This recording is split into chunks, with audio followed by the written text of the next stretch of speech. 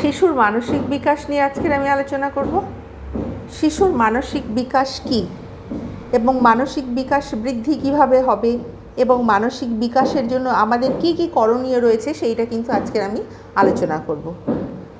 এবং শিশু যাতে স্বাভাবিকভাবে এবং সুস্থভাবে পরিবেশে গড়ে উঠতে পারে, তাদের যেমন পরিবেশেরও অবদান রয়েছে সেই রকম পিতামাতারও ভূমিকা রয়েছে। তাহলে আমি আজকে প্রথমে আলোচনা করব শিশুর মানসিক বিকাশ কী। শিশুর মানসিক বিকাশ হলো একটা জটিল প্রক্রিয়া, যা জন্মের পর থেকে শুরু হয় এবং শৈশব ও কৈশোর জুড়ে কিন্তু এটা চলতে থাকে। এই বিকাশের মধ্যে রয়েছে চিন্তা, অনুভূতি, সামাজিক দক্ষতা এবং ব্যক্তিত্বের বিকাশ।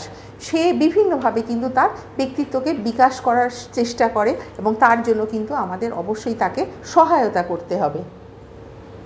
সুতরাং শিশুর মানসিক বিকাশের জন্য আমাদের যে বিষয়গুলো করণীয় সেগুলো আমি কিন্তু কয়েকটা পয়েন্ট বলবো। নাম্বার 1, নিরাপদ এবং স্নেহপূর্ণ পরিবেশ।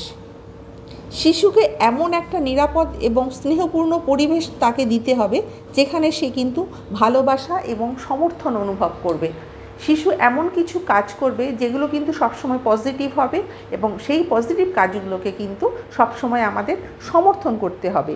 তাহলেই কিন্তু সে এই নিরাপদ পরিবেশে এবং স্নেহপূর্ণ পরিবেশে খুব সুন্দরভাবে বেড়ে উঠবে। নাম্বার 2, খেলনা এবং খেলা। শিশুকে বিভিন্ন ধরনের কিন্তু খেলনা দিতে হবে এবং তাকে খেলায় উৎসাহিত করতে হবে, যা তাদের কল্পনা শক্তি, স্মৃতিশীলতা এবং সমস্যা সমাধান ও তার সাথে সাথে সৃজনশীলতা কিন্তু তার বিকাশ ঘটবে এবং তার সাথে সাথে তার দক্ষতাও বৃদ্ধি পাবে। নাম্বার 3, কথা বলা এবং পড়া। শিশুর সাথে নিয়মিত কথা বলা দরকার। তাদের জন্য বই পড়তে হবে যা তাদের ভাষা এবং যোগাযোগ দক্ষতা বিকাশে সবসময় সহায়তা করবে।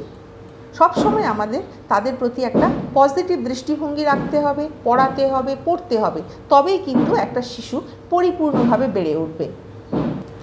নাম্বার 4, সামাজিক মিথস্ক্রিয়া। শিশুকে অন্যান্য শিশু এবং প্রাপ্তবয়স্কদের সাথে কিন্তু মেলামেশা করার জন্য উৎসাহ দিতে হবে, যা তাদের সামাজিক দক্ষতা বিকাশে সহায়তা করবে। সবসময় যে একই বয়সের শিশুরা শিশুদের সঙ্গে মিশবে সেটা কখনোই নয়। অনেক সময় দেখা যায় যে কোনো বাচ্চাকে আমরা যদি বড়দের সঙ্গে মিশতে দিই এবং সেই রকমভাবে ভালো কোনো জরুরি কোনো ব্যক্তি কিংবা হয়তো শিক্ষণীয় কিছু রয়েছে তাদের সঙ্গে মিশতে দিলেও দেখা যায় যে তাদের কিন্তু ব্যক্তিত্বের বিকাশ এবং বুদ্ধির বিকাশ সাথে সাথে কিন্তু গ্রো করে। এছাড়া রয়েছে নাম্বার 5, শারীরিক কার্যকলাপ। শিশুকে নিয়মিত শারীরিক কার্যকলাপে অংশ নিতে উৎসাহিত করতে হবে, যা তাদের শারীরিক এবং মানসিক দুদিক থেকে তাদের কিন্তু বৃদ্ধি ঘটাবে।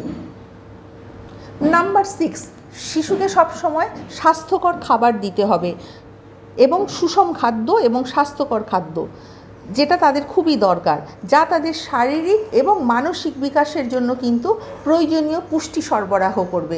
শিশু যখনই বিকাশপ্রাপ্ত হবে তার কিন্তু উপযুক্ত একটা পুষ্টির দরকার পড়ে এবং সেই পুষ্টির জন্য তাদের উপযুক্ত খাবার দিতে হবে। নাম্বার 7, ঘুম। শিশুর পর্যাপ্ত পরিমাণে কিন্তু ঘুম দরকার, যেমন বড়দেরও দরকার সেই রকম পর্যাপ্ত পরিমাণে শিশুদেরও ঘুম দরকার। 6 থেকে 8 ঘন্টা সকলেরই ঘুম দরকার, যা তাদের মানসিক বিকাশ কিন্তু খুব সুন্দরভাবে গড়ে উঠবে। নাম্বার 8, স্নেহ এবং মনোযোগ।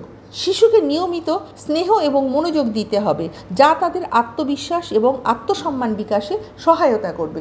আমরা যদি শিশুকে অবহেলিত করি কিংবা সে হয়তো কোনো কিছু একটা গঠনমূলক কিছু করতে চাচ্ছে, আমি যদি সেটাকে বাধা দিই তাহলে কিন্তু সেখানে স্নেহ এবং মনোযোগ তার কাটছে না, তাহলে সে কিন্তু কখনোই সেই কাজটা করবে না। কিন্তু যদি ধ্বংসমূলক হয় কিংবা নেগেটিভ যদি কোনো কিছু করতে চায় সেখানে কিন্তু বাধা দেওয়া দরকার। কিন্তু গঠনমূলক যখন কিছু করতে চাইছে তখন কিন্তু তাকে স্নেহ প্রদান করা দরকার এবং তার সেই কাজের দিকে সবসময় অ্যাটেনশন প্রদান করা দরকার।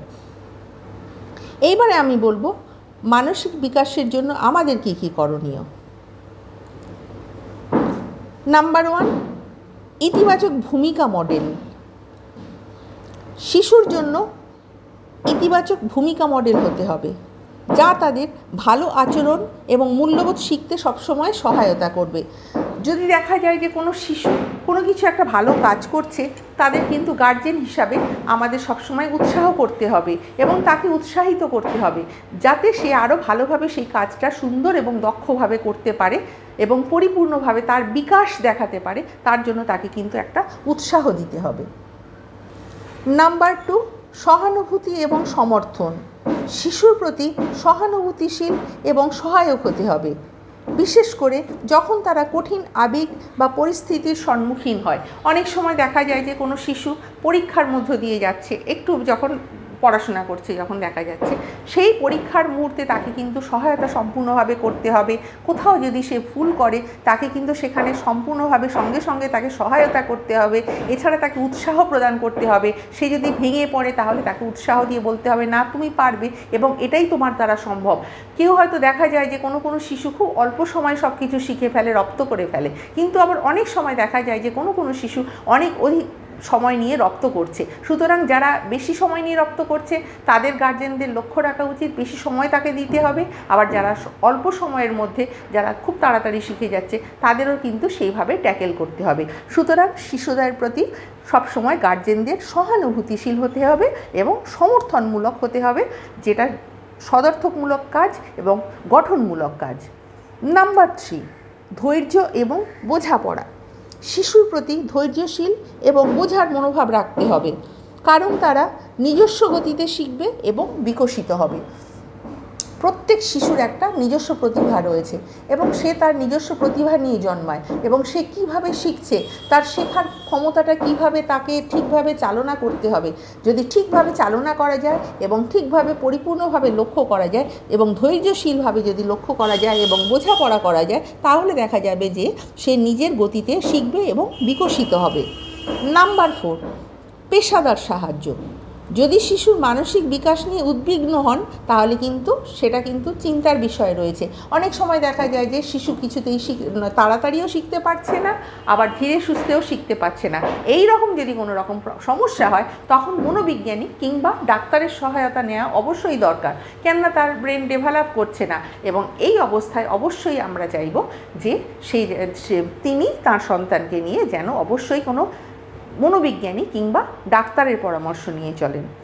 উপসংহারে আমরা এবারে বলতে পারি, শিশু তখনই পরিপূর্ণভাবে বেড়ে ওঠে যখন সে মানসিক দিক থেকে সহায়তা এবং পারিপার্শ্বিকভাবে সুবিধা পেয়ে থাকে। সুতরাং একটা শিশুকে পরিপূর্ণভাবে বিকাশ হতে গেলে তাকে সহায়তা করতে হবে এবং পারিপার্শ্বিক পরিস্থিতি, আত্মনির্ভরতা, সহানুভূতিশীলতা ইত্যাদি থাকলেই কিন্তু একটা শিশুর পরিপূর্ণ বৃদ্ধি ঘটে। আমার ভিডিও তোমাদের ভালো লাগলে অবশ্যই লাইক, কমেন্ট, শেয়ার এবং সাবস্ক্রাইব করতে ভুলো না। নেক্সট টাইম আমি আরও একটা নতুন ভিডিও নিয়ে তোমাদের সামনে উপস্থিত হব।